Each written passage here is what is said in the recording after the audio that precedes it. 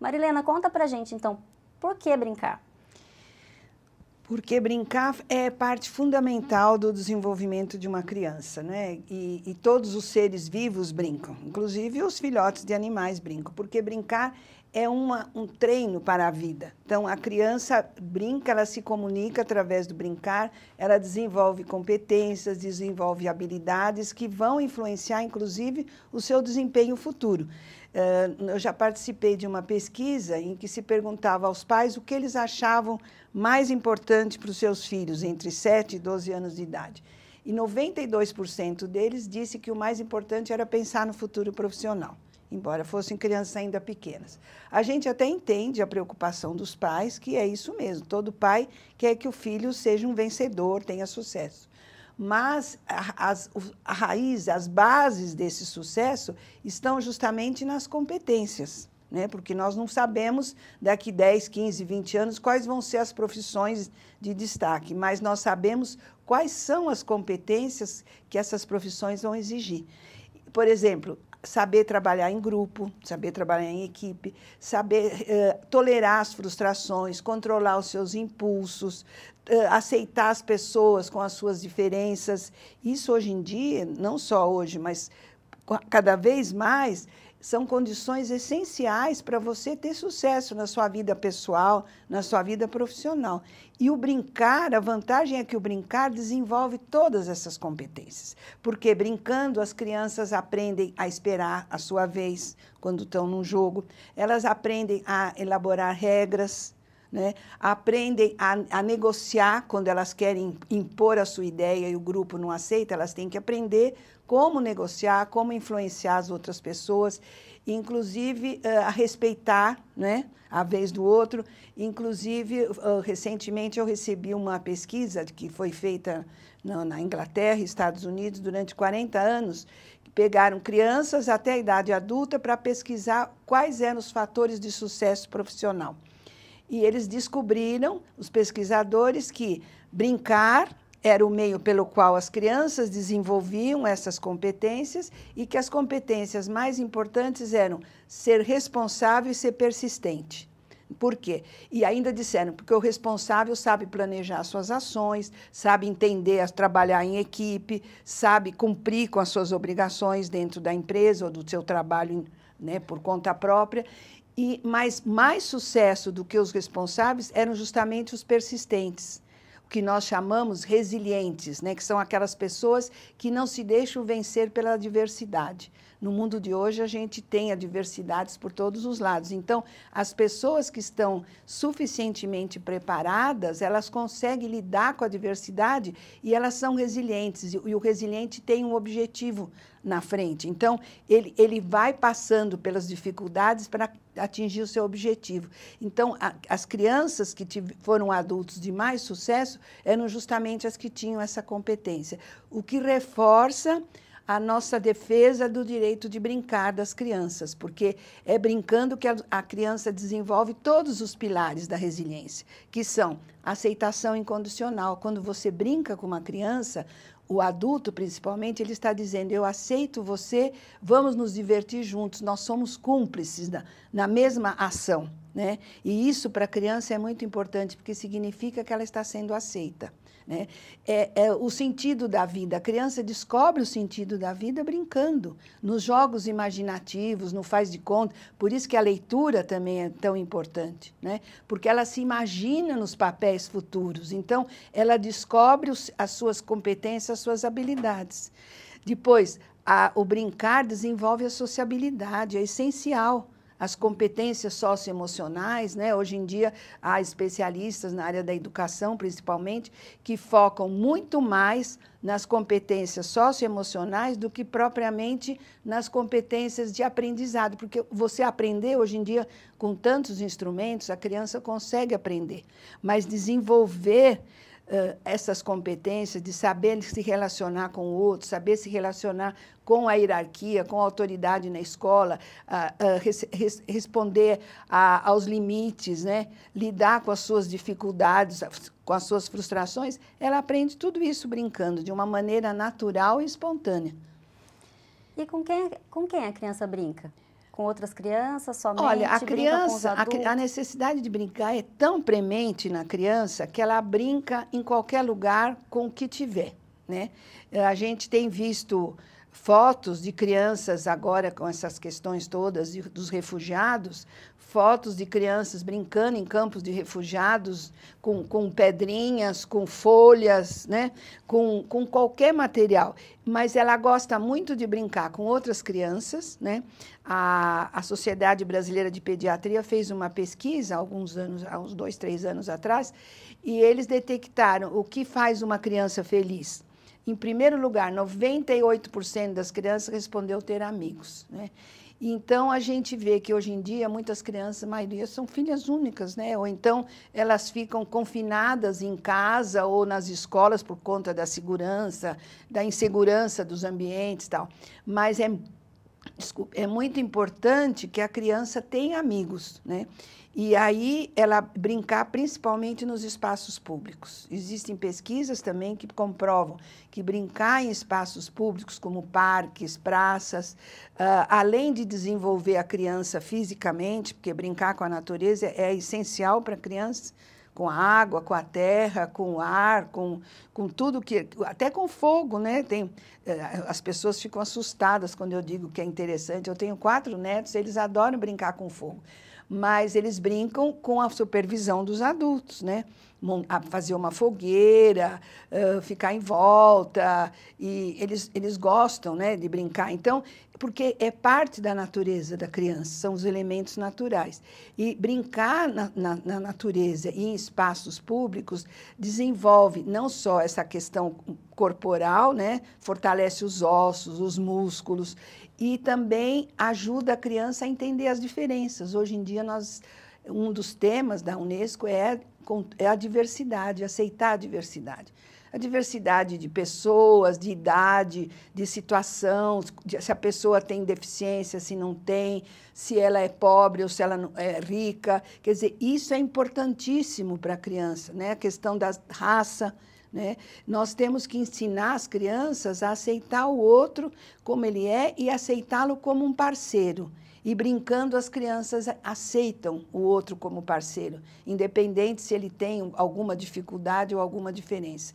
Principalmente brincando em espaços públicos e crianças com idades diferentes. Isso é essencial, enriquece o mundo infantil. E o adulto pode ser o grande parceiro. Só que o adulto tem que tomar alguns cuidados, porque brincar é território da criança, né? É o espaço dela. Ela decide com quem ela quer brincar e do que ela quer brincar. E com que ela vai brincar. Se ela vai brincar com pedra, com folha, com pau, com brinquedo, é ela que decide. Então, o adulto... Eu recebi outro dia um texto também que dizia que o adulto é mais ou menos como um salva-vidas na praia, né? Eu sempre disse que era um anjo da guarda, agora eu gostei da ideia do salva-vidas, que ele fica ali à disposição, né? Se houver algum risco para a criança, se houver algum conflito que possa prejudicar o trabalho que está sendo desenvolvido, porque para a criança ela está se dedicando de corpo e alma à brincadeira. Então, ele pode interferir. Ou então, se ele for convidado a participar, se ele for um adulto não preconceituoso, né? Se ele não for um adulto autoritário, provavelmente ele vai ser convidado para brincar com as crianças. Então, ele pode, mas ele brinca subordinado às regras estabelecidas pelas crianças. Não é? Marilena, você está contando da importância de brincar nos espaços públicos, de brincar com a natureza, com os elementos da natureza, e do papel do adulto, que ele tem que ser convidado pela criança, não autoritário.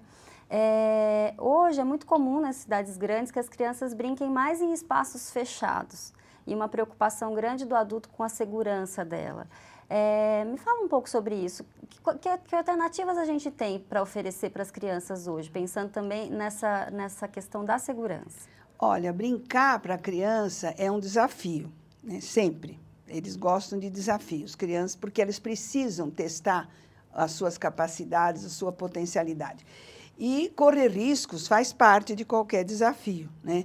É claro que existe, por exemplo, na Grã-Bretanha, existe um controle, uma tabela de controle de riscos, né? Nós não chegamos a esse ponto ainda, mas o adulto, por exemplo, pode zelar pelo risco dos parquinhos, né?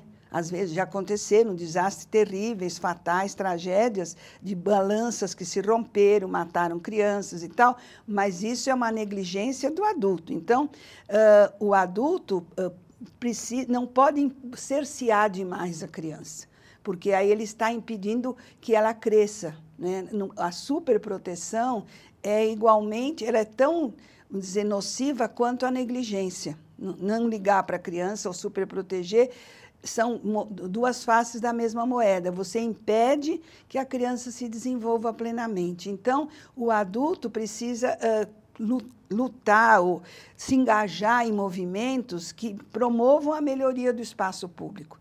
Em outros países, quando isso ocorreu, né, por exemplo, a IPA Internacional, ela surgiu há mais de 50 anos atrás, 54 anos, na Dinamarca.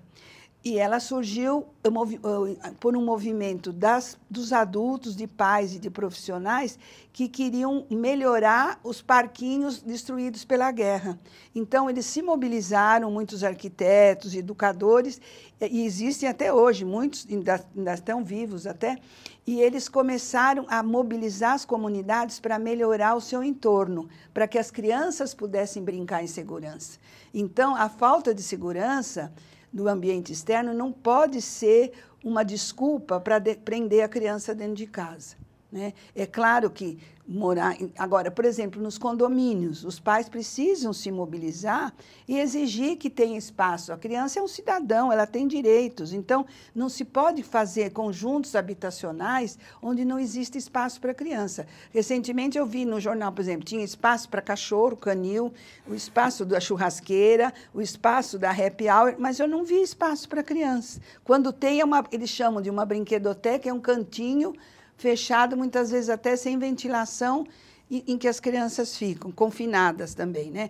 Então, eu acho que o importante é que o adulto se conscientize desse direito e dessa necessidade da criança e que ele seja um aliado no sentido de melhorar a segurança e as condições dos espaços, que precisam ser acessíveis, inclusive para crianças cadeirantes ou uma criança com deficiência.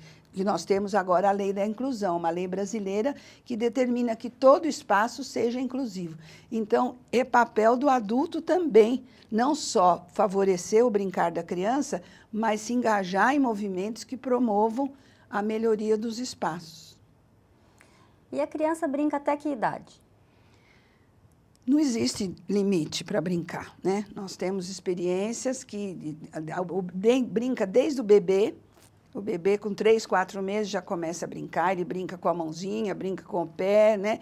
Quando ele começa, brinca com o rosto dos adultos, da mãe, principalmente. E, a partir daí, ele brinca com os objetos da casa, objetos de cozinha, jogos de montar, brinca no banho. Onde ele tiver condição, ele vai brincando. Na pré-escola, né? A pré-escola, infelizmente, as crianças estão indo cada vez mais cedo para a escola.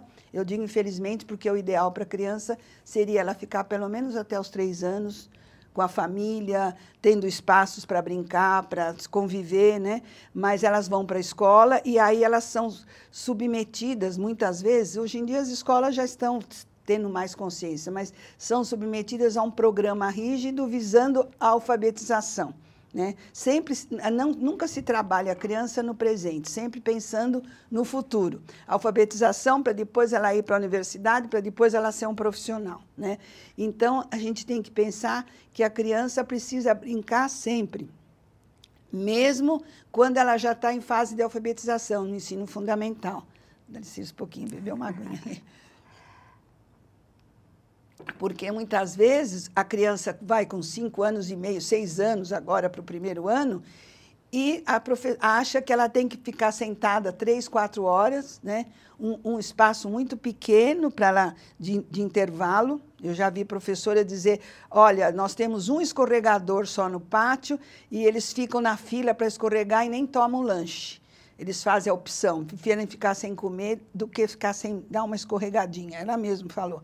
Então, veja, nós temos que mudar esse quadro, né? Nós temos que pensar que a escola tem que ser vista do ponto de vista da criança e não do adulto. Tem que ser uma escola para a criança ser feliz. Então, ela vai crescendo e vão mudando os interesses, mas a necessidade de brincar continua. O adulto continua brincando. O próprio carnaval é uma grande brincadeira, né? São as festas que fazem os jovens, depois ele vai crescendo, vai ficando mais adulto, ele não pode esquecer de brincar, né? Outro dia eu estava ouvindo uma música muito interessante que diz há momentos em que o menino que está dentro de mim me conforta, tal. Quer dizer, todos nós temos uma criança interna que precisa desse lado lúdico, né, atendido. E o idoso, né? O idoso também, ele se sente renovado quando ele tem possibilidade de conviver, de dançar.